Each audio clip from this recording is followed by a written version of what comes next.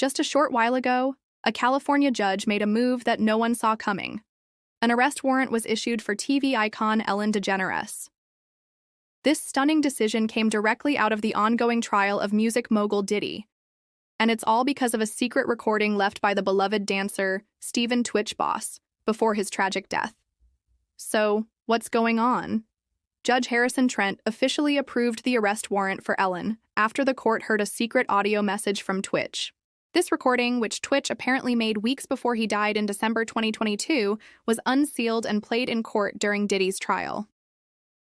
What was on that tape has turned a story everyone thought was a sad suicide into something that looks much darker, possibly criminal. The courtroom was thrown into chaos. Reporters were briefly removed, and when they returned, the judge, looking very serious, quickly authorized the warrant for Ellen. The big question is, what did Twitch say on that recording? And how does Ellen fit into this? Let's get into it. The recording started with Twitch saying, "This isn't random." His voice was described as calm, almost like he'd accepted his fate and just needed to tell the truth. He continued, "I don't know who will hear this, but if they find me, if they say it's suicide, no, this isn't random. This is because of what I know, what I saw." Twitch then described a world of intense pressure and strange, secretive parties, not your usual Hollywood get-togethers. He talked about late-night events in fancy hotel suites booked under fake company names. These are the kinds of parties that Diddy, who's currently on trial for serious charges like conspiracy and trafficking, is accused of organizing and controlling. And here's the direct link to Ellen. Twitch said on the tape, "I went with Ellen. She told me to smile. Told me everyone in that room was safe, but it didn't feel safe. It felt like I was being watched, like I was being picked." He didn't use the word blackmail, but the implication was heavy. Remember, the world mourned Twitch. He was a huge fan favorite from The Ellen DeGeneres Show. His death was officially ruled a suicide, and while a note was found, its full contents were never shared, only that it mentioned personal struggles. But this new audio memo paints a very different picture. Twitch talked about feeling increasingly uncomfortable with the influential people he was meeting through his work with Ellen. He mentioned going to exclusive places where things felt off. He used initials like E and S, and described a billionaire producer with an East Coast compound. More than just names, he described a pattern: calls from blocked numbers, sudden requests to show up at events, and being made to sign non-disclosure agreements, NDAs, without really understanding them. And his final sentence on that first memo was chilling. "If anything happens, don't just look at Diddy." For years, Ellen DeGeneres was seen as a positive force in entertainment. But in 2020, her image took a hit when many former employees accused her show of being a toxic workplace. Ellen apologized and her ratings dipped, but her brand mostly survived. Now, this new audio directly pulls Ellen into the unsafe situations Twitch described, suggesting she wasn't just a bystander, but actively involved. "I was with her," Twitch stated. "She told me everything was fine, but I think she knew.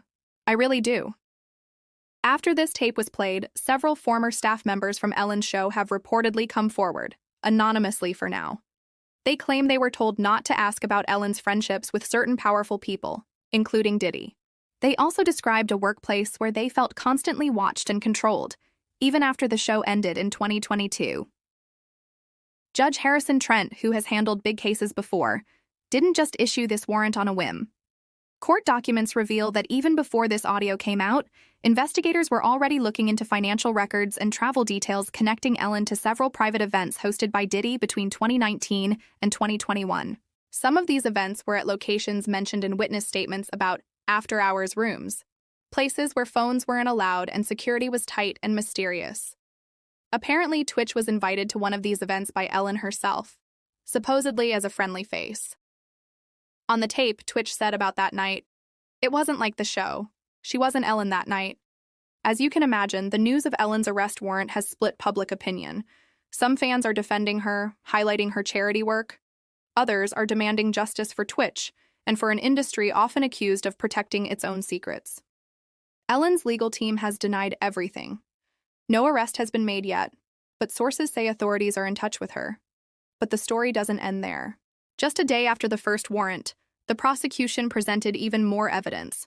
A second recording from Twitch, titled "Final Draft." Experts confirmed he recorded this just 3 days before he died. His tone in this recording was different. It sounded like a goodbye. He said, "I tried to believe you, I really did. You said it was normal, that people who talk too much disappear because they want to. But I know that's not the truth. I know what I saw. I know who was there. If you're listening, then it's already too late." This second recording included specific dates, locations, and even flight numbers. 2 of these matched Diddy's parties, and 1 directly placed Ellen at the scene. Investigators found records of Ellen's private jet in Los Angeles on those exact weekends in late 2021 and spring 2022, even though her public schedule said she was off or working from home. Hotel staff at a luxury hotel confirmed a penthouse suite was booked under a fake name linked to one of Ellen's companies, on the same floor as Diddy's event. And guess what? Guest records previously hidden showed Steven tWitch boss was listed as entertainment. An inside source said they were tracking Diddy and were surprised when Ellen's name came up, but the evidence was too strong to ignore. Then there's Allison Holker, tWitch's widow. Until now, she's been seen as a grieving mother. But prosecutors revealed sealed financial records showing Allison received a settlement of over $3.2 million from an unnamed entertainment company just weeks after tWitch's death. It was officially called a legacy disbursement. Her spokesperson said it was for past earnings and estate matters. But legal experts are suspicious. One entertainment lawyer commented that $3 million for residuals sounds more like hush money to prevent a lawsuit. The court has now demanded all communications between Allison and her legal team from late 2022 to early 2023. As these details came out, more former Ellen show staffers started speaking up. 3 ex-producers, also anonymously, described similar things. Certain topics about Ellen's private guests were off-limits, and there was a lot of talk about after-parties where staff were told not to ask questions. It was a culture where staying quiet was expected. One recalled tWitch coming in late one day during the show's final season, looking very down. When Ellen asked if he was okay, he reportedly said, "Depends who's watching." Court records now show tWitch left 3 audio files. The third one, titled, "If They Say I Gave Up," hasn't been played in court yet. Judge Trent wants to be absolutely sure it's relevant and authentic first. But metadata shows tWitch recorded it just 12 hours before his death. It was on a password-protected drive that was only recently accessed. The FBI has classified its contents, but 2 lines have supposedly leaked. "I loved my family. I loved dancing." But they're going to say I gave up. And that's the part that hurts most. Ellen hasn't said anything publicly since the warrant. Her legal team released one statement calling the charges deeply misguided and baseless. But otherwise, it's silence from her camp.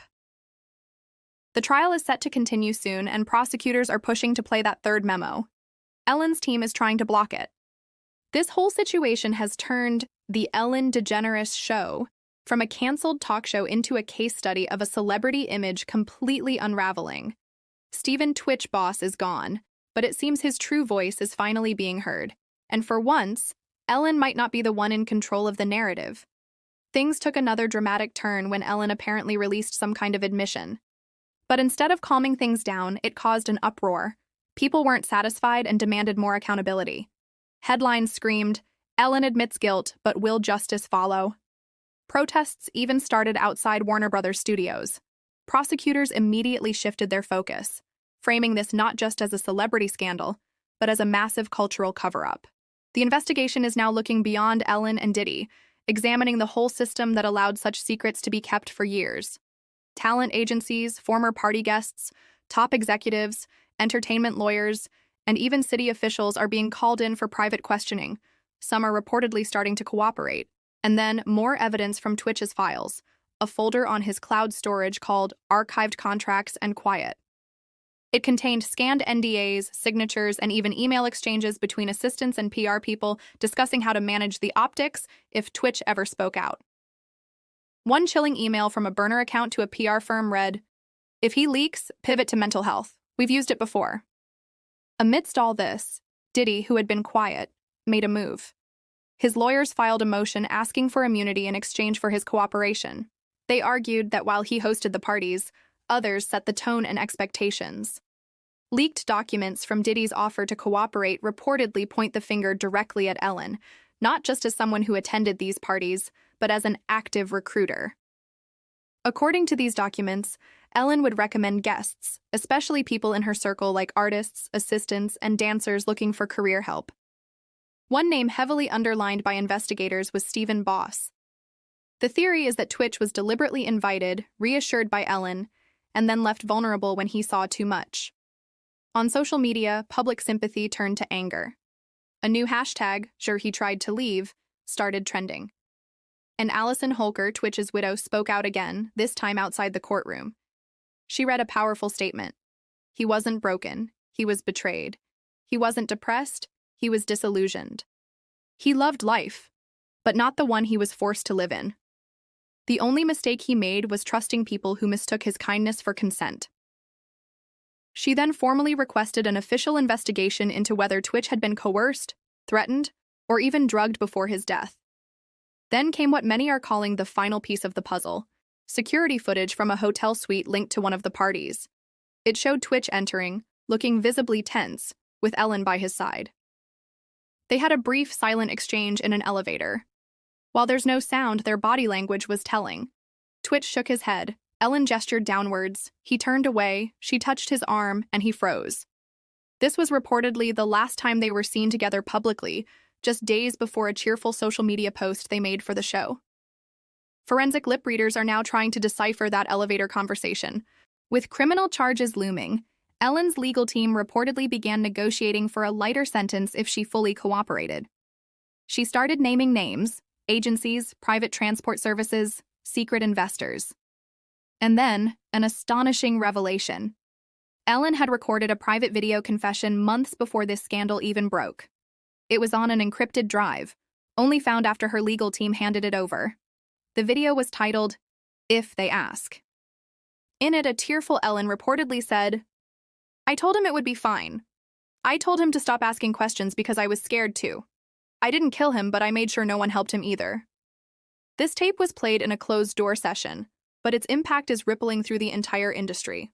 Streaming services are suspending shows, PR firms are backing away from big names, and celebrity foundations are apologizing.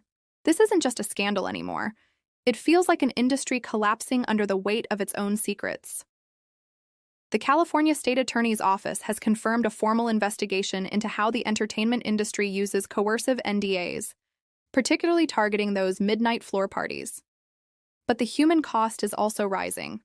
Allison Holker revealed her family has received anonymous threats, and her children had to be pulled from school due to relentless paparazzi. She warned that the people trying to bury this story are now targeting witnesses, and it seems she was right. 2 former assistants from Diddy's event staff suddenly retracted their statements. A well-known Hollywood fixer was found to have scrubbed online records related to these parties. Then, an anonymous handwritten letter arrived at the court, describing a similar party back in 2017 with another young victim, and Ellen reportedly giving instructions. The letter ended, "I thought I was alone. Now I know I'm not." This letter gave more weight to the fear that tWitch's experience wasn't unique. In response to all this, an independent group called the Artist Integrity Review Board was formed to help people report abuses safely. Stories are pouring in. As for Ellen, she was formally charged with obstruction of justice and criminal conspiracy. At her sentencing, she didn't make excuses. She simply said, "I stopped listening when I should have started. I laughed when I should have asked, and I'll carry that forever." She was sentenced to 2 years of a special restricted freedom program, which includes monitored residence, paying restitution to victims, and mandatory cooperation with ongoing investigations. On what would have been tWitch's 42nd birthday, a public memorial was held in Los Angeles. Thousands gathered. Dancers performed.